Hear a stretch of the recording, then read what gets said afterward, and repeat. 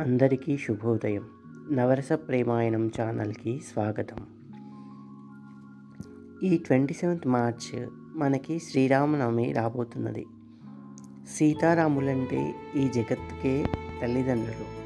మరి వారి కళ్యాణం లోక కళ్యాణం కోసమే కదా.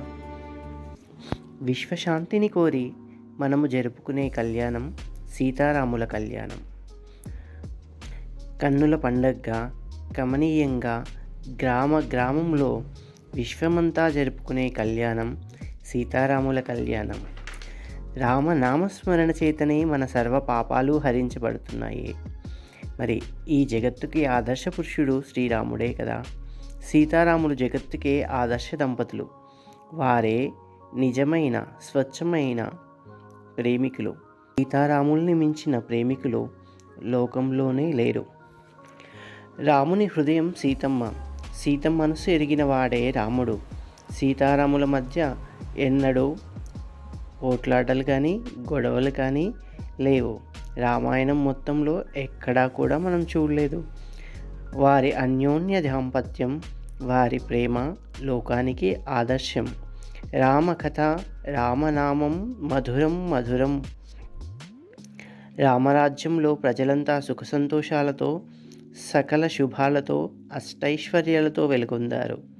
మరి నేడు ప్రపంచంలో అశాంతి నెలకొని యుద్ధాలు జరుగుతున్నాయి. ఈ తరుణంలో ఈ శ్రీరామనవమికి మనమంతా రామనామస్మరణ చేస్తూ సీతారాముల కళ్యాణం నిర్వహించుకుని విశ్వశాంతికి పాటుపడదాం. రామ కళ్యాణంలో నేరుగా పాల్గొనలేని వారు మనకిప్పుడు సోషల్ మీడియాలో రామ కళ్యాణం ప్రత్యక్షంగా వీక్షించేటువంటి అవకాశం లభించింది కాబట్టి అలా అయినా చూస్తూ రామనామస్మరణ జరుపుతూ తరిద్దాం. అందరికీ ముందుగా శ్రీరామనవమి శుభాకాంక్షలు తెలుపుతూ, ఎన్నో కష్టాల్లో ఉన్న నేను నా ఫ్యామిలీని నిలబెట్టుకునేందుకు కొత్తగా ఈ ఛానల్ని స్టార్ట్ చేశాను.